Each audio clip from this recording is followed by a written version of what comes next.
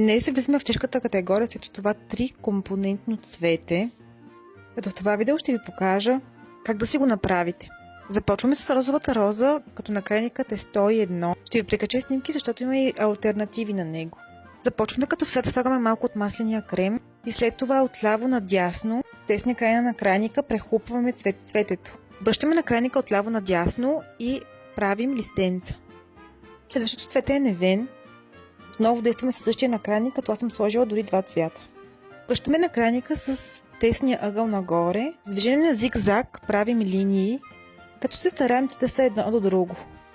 И ги правим докато не харесваме крайния резултат.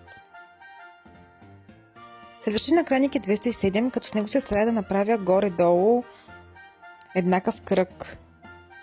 Правя и на трите. Като това цвете не знам какво е, просто ми хареса и реших да го направя. Следващия накрайник, който използвам 1:1, за да мога да направя тези малки точици.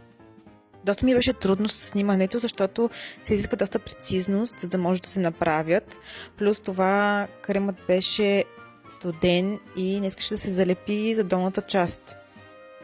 Но в крайна сметка се получи ето това. Следващия накрайник, който използваме 112 за листо, но вие разбира се може да използвате и който имате наличен. Става с абсолютно всички, просто листото ще бъде малко по-различно. Кремът е швейцарски маслен, ако това се чудите.